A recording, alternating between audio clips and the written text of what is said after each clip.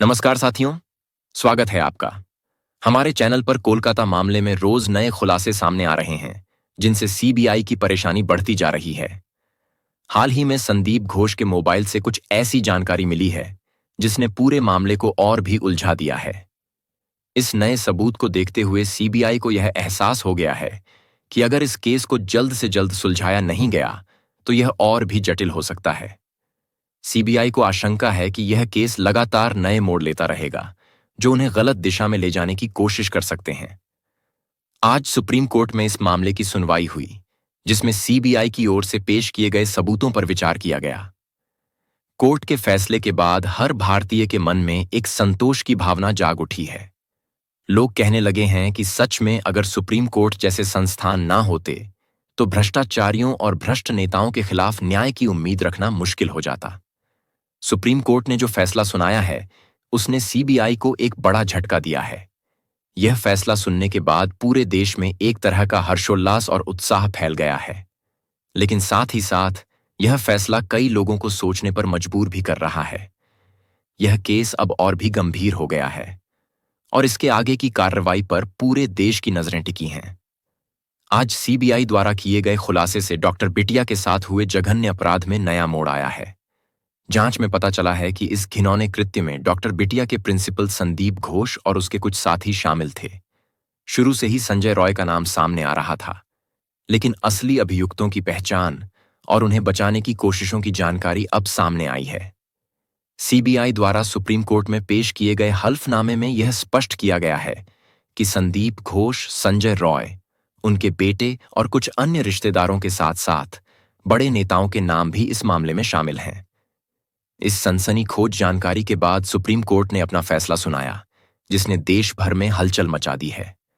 हालांकि यह अंतिम फैसला नहीं है और सुप्रीम कोर्ट ने अभी इन अपराधियों को सजा नहीं सुनाई है, लेकिन जो बात अदालत में कही गई और जो निर्णय आया, उसने लोगों को इस बात का विश्वास दिला दिया है कि अब देश में लड़कियों के खिलाफ हो रहे अपराधों पर सख्ती से निपटा जाएगा। यह फैसला इस दिशा में एक बड़ा कदम साबित हो सकता है, जिससे भविष्य में ऐसे अपराधों पर रोक लगेगी। सुप्रीम कोर्ट के इस कदम से लोगों में न्याय की उम्मीद जगी है और यह यकीन हो गया है कि डॉक्टर बिटिया को जल्द ही इंसाफ मिलेगा। इस फैसले के बाद हर इंसान में एक नई उम्मीद जगी है कि आने वाले समय में न्याय प्रणाली और भी मजबूत होगी और महिलाओं के खिलाफ अपराधों को सख्ती से रोका जाएगा।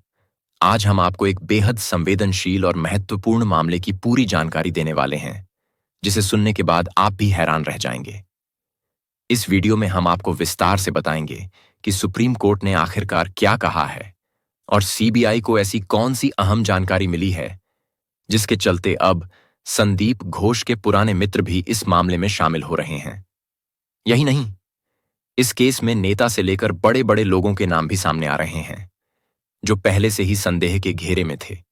जैसा कि पहले से ही कहा जा रहा था कि इस मामले में एक दो लोग नहीं, बल्कि कई बड़े नाम शामिल हो सकते हैं, ठीक वैसा ही अब इस केस में सामने आ रहा है। इसीलिए आज हम इस वीडियो में केस की एक एक बात पर विस्तार से बात करेंगे और आपको यह भी बताएंगे कि सीबीआई को अब तक क्या मिला है और सुप्रीम कोर्ट ने इस पर क्या कहा है।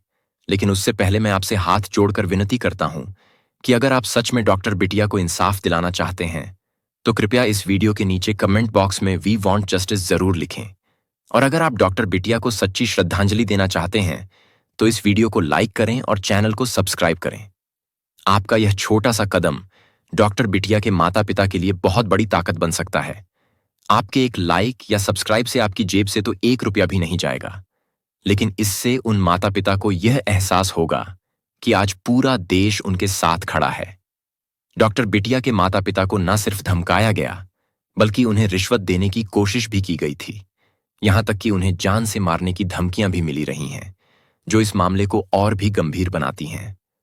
तो चलिए इस मामले के सभी पहलुओं पर विस्तार से चर्चा करते हैं और जानते हैं कि सीबीआई ने अब तक क्या क्या जानकारी किए हैं और सुप्रीम कोर्ट का इस पर क्या रुख है। साथियों, इस वक्त हालात ऐसे हैं कि डॉक्टर बिटिया के परिवार वाले बहुत परेशान और घबराए हुए हैं।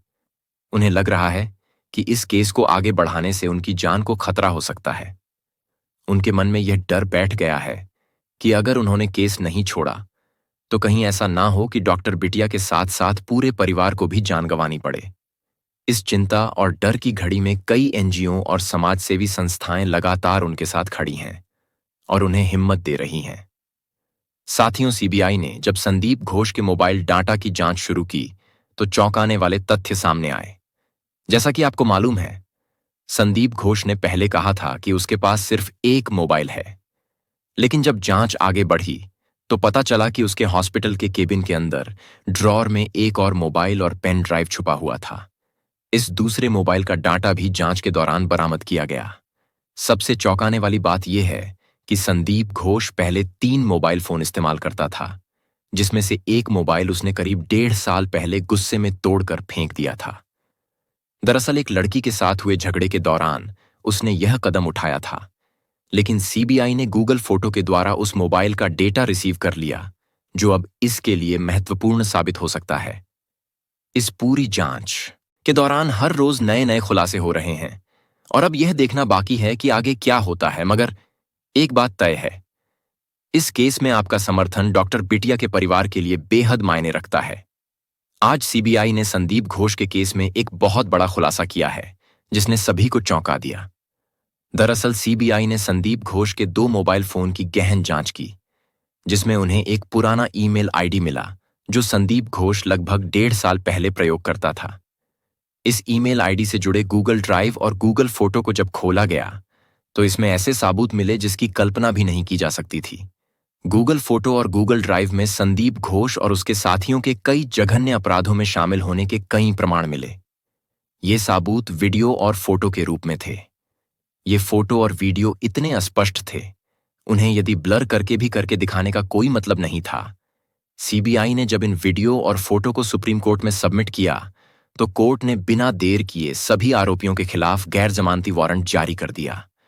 इसका मतलब यह है कि जिनकी गिरफ्तारी होगी उन्हें जमानत नहीं मिलेगी, कम से कम तब तक नहीं जब तक जांच पूरी नहीं हो जाती और अदालत अपना फैसला नहीं सुनाती। इस फैसले को सुनते ही संदीप घोष कोर्ट के अंदर ही टूट गया और जज साहब से माफी मांगने लगा। वह रोते हुए अपने स्वास्थ्य का हवाला देने लगा। कहा कि उसे शुगर, ब्लड प्रेशर, डायबिटीज और हार्ट की बीमारी है और जेल में उसे बहुत तकलीफ होगी। उसने जज साहब से गुहार लगाई कि उसे घर पर रहने की अनुमति दी जाए, लेकिन कोर्ट का फैसला स्पष्ट था। इस पर मीडिया ने संदीप से तीखे सवाल पूछे। एक पत्रकार ने कहा, जब डॉक्टर बिटिया तकलीफ में थी तब तुम कहाँ थे? जब उसके शरीर से खून बह रहा था और तुमने बिना पोस्टमार्टम के उसे खुदकुशी का मामला बता दिया था, तब तुम्हें अपनी तकलीफ का ख्याल क्यों नहीं आया? जब तुम्हारे दोस्त संजय रॉय ने निर्दयता से डॉक्टर बिटिया के पैर को फाड़ दिया और उसे पेट में लात और घूंस से मारा, वह बच्ची तड़पती रही, लेकिन तुम्हारी इंसानियत कहाँ थी? तुम्हारी संवेदनाएं कहाँ थीं? जब उस बच्ची के माता पिता रोते हुए तुम्हारे पास आए, यह उम्मीद करते हुए कि तुम कॉलेज के प्रिंसिपल हो, उन्हें कोई न्याय दिलाओगे, लेकिन तुमने ऐसा कुछ नहीं किया। उल्टा तुमने उनके दिल को और तोड़ दिया। जब तुम ऐसी बातें कहीं जो उनकी तकलीफ को और बढ़ा गई, और जब पुलिस ने डॉक्टर बिटिया के माता पिता को धमकियां दी, तब तुम्हारा दिल कहाँ था? बड़े अधिकारियों ने तो रिश्वत तक देने की कोशिश की। तुम्हारी आत्मा तब क्यों नहीं जगी जब तुमने अस्पताल से डॉक्टर बिटिया के शव को जल्द से जल्द रफा दफा करने की कोशिश की? पोस्टमार्टम के बाद उस बच्ची के शव को कुछ मिनटों में स्वाहा कर दिया गया। जब इन सवालों का सामना संदीप घोष से किया गया तो उसने पुलिस की वैन में चुपचाप बैठने का फैसला किया और फिर उसे वापस जेल ले जाया गया। इस खुलासे और कोर्ट के फैसले ने संदीप घोष और उसके साथियों के खिलाफ मजबूत कानूनी कार्रवाई का रास्ता खोल दिया है और अब सभी की निगाहें इस केस के अगले कदम पर टिकी हैं। अब सुप्रीम कोर्ट और सीबीआई की जांच में जो जानकारियां सामने आ रही हैं, वह इस मामले को और भी पेचीदा बना रही हैं। संदीप घोष के दोस्तों और उनके मोबाइल डाटा की जांच अभी बाकी है, जिसमें ऐसे सबूत मिल सकते हैं जो इस केस को साफ कर दें।